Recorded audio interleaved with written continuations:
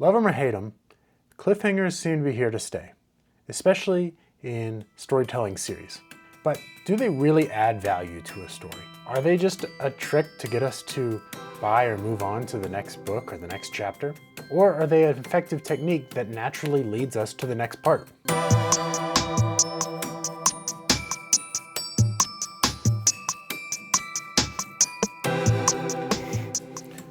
Today I want to talk about that. I want to talk about what is a cliffhanger, what's a good one, what's a bad one, and do we even like cliffhangers? And is there a way around them? A cliffhanger is a story device that ends a book or a chapter with high stakes, emotional consequences, or a shocking revelation that usually compels the reader to move on to the next book or chapter. It usually drives us to buy the next book or stay up a bit later to move to the next chapter that gives you the conclusion that you're hoping for. It seems more and more that cliffhangers are kind of the preferred way to end a book, especially in a long series. I find myself kind of going into a book expecting a cliffhanger of some sort, particularly if it's a long series or maybe even just a book that's connected to others in some way. And I get it. It can be effective at making me want to move on to the next book right after I read that last page. Sometimes. But not all cliffhangers are created equal. Some are satisfying with the promise to conclude or resolve in the next book or chapter. This is especially true if you have an author that you trust to have a lot of payoff for the promises that they present in the preceding chapters or the preceding books. However, some can be frustrating, especially if you have an author that gives you a lot of promises and doesn't pay off quite as many times. Especially if it's a small detail that you think might get paid off later and then seems to get forgotten. Sometimes plot points will just be brought up and then brought back down, either being forgotten or overlooked. Let's talk about what makes a good cliffhanger. At its core, a cliffhanger is a promise, and we expect that promise to have some sort of payoff. The author writes a storyline with an implied promise that we'll find out what happens in the next chapter or the next book. I think about pulling the plastic off of a new appliance. If you stop midway through, that's your cliffhanger, and not finishing it can kind of feel like a letdown sometimes. A good cliffhanger and a good payoff will come back and peel the rest eventually. I also think that sometimes good cliffhangers can be lower stakes. The series that comes to mind is the Stormlight Archives by Brandon Sanderson. Each book in the series obviously leads you to the next book, but the endings are wrapped up in such a way that it's a fully fleshed out book with an encouragement, maybe a little nudge to move on to the next one. The reason I like this type of storytelling and this type of cliffhanger is that you get a satisfying conclusion, a beginning, middle, and end to a book, and then you get the promise of more story and more depth if that's what you want in the next book. But you're also left with a satisfying conclusion and a current state of the story. In stark contrast to that, Red Rising by Pierce Brown tends to have a twist or a pretty large cliffhanger at the end of books 1 and 2. Now, I believe this was kind of a risk to write the books this way, but ultimately I think the series benefits from this style.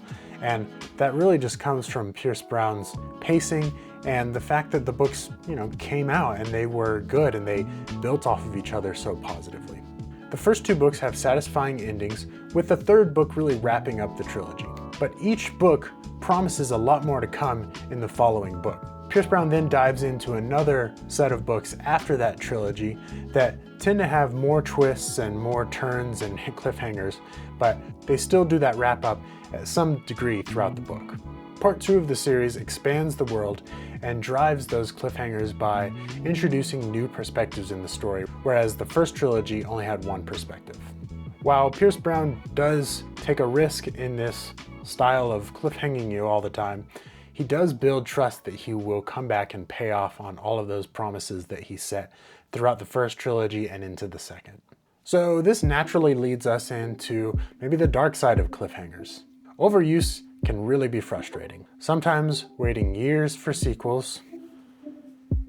I'm looking at you, George R.R. Martin. Or feeling like you're being manipulated into buying more books. Sometimes after waiting so long for a book to release, you can forget plot points or forget details that you would really benefit from having read, back to back, or having some sort of resolution within one book. The author will build up and make some sort of big reveal, only for me to have forgotten the details and think, why are we talking about this? Or what was actually going on? A cliffhanger can also make a book feel kind of incomplete, that it wasn't planned out fully or that there was more to be cut. I found that sometimes when we're getting cliffhangers one after the other, chapter after chapter, it makes the story pacing feel kind of choppy and it can almost make it feel incomplete.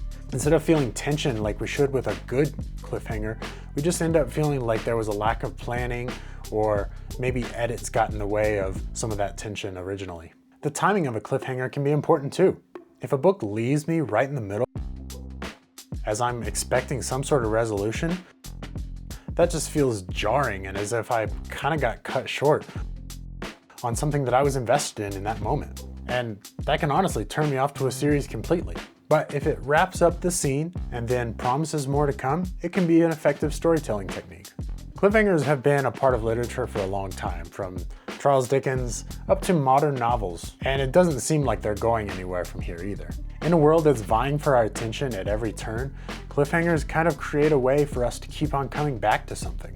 Authors are trying their best to keep our eyes on their stories. Whether this is by ending a book with more questions than answers, or by wrapping up all parts of the story and then promising more to come in the future novels. I have been seeing an increased amount of standalone books, and I've read a couple that I've really enjoyed this year.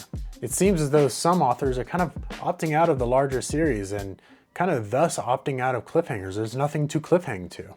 A few that come to mind are Blood Over Bright Haven and Sword of Kaigan by M.L. Wang. Both are very tight stories within a standalone package, and you know that there's going to be a beginning, middle, and end, and that's it. You can move on to the next thing and hopefully have enjoyed just the standalone part of that novel. Becky Chambers' Wayfarer series also comes to mind. While they are connected, there's not really any kind of cliffhang because they are siloed stories that don't connect to each other so much that you have to be cliffhung to them. It's more just a call out to say, hey, this was happening while this was happening. And there also seems to be some authors that are doing a very good job of balancing the good and bad of cliffhangers. I mentioned Red Rising and the Stormlight Archive, but another series that I've been impressed with is the Dungeon Crawler Carl series by Matt Denneman. Denneman impressively pays off on even small details that I expected to be one-offs. The books themselves usually have a satisfying conclusion, but with a promise of what's to come in the next book. And I think if you read the first book, you'll kind of understand how that ends up happening. I think that these authors are effectively using cliffhangers while making sure that the individual books have a satisfying conclusion and they resolve those promises within either the next book or even within the book's own storyline. So what about you? Do you enjoy cliffhangers? Do they keep you engaged? Or do they discourage you from continuing on in a series? Maybe a mix of the two. They're somewhat hit or miss for me. I also enjoy taking a break within series sometimes. I'm not a huge binge reader in that sense. So if a story leaves off on a cliffhanger that I'm not going to remember super well and doesn't resolve some of those promises then, that can really affect how much I enjoy the next book. That also means that when a series kind of beckons you to read the next one right away, I can get a little bit annoyed and sometimes not come back to it right away. But the series I've mentioned above have done a great job, and so that has given me some trust for those authors, and I usually want to try and jump into a series that I think that I'll enjoy overall. Hey, thanks for stopping by. I hope you enjoyed this one. I hope it helped you realize what you may like or dislike within books and find the next read a little bit faster and a little bit more effectively. Thanks so much. We'll see you later. Bye.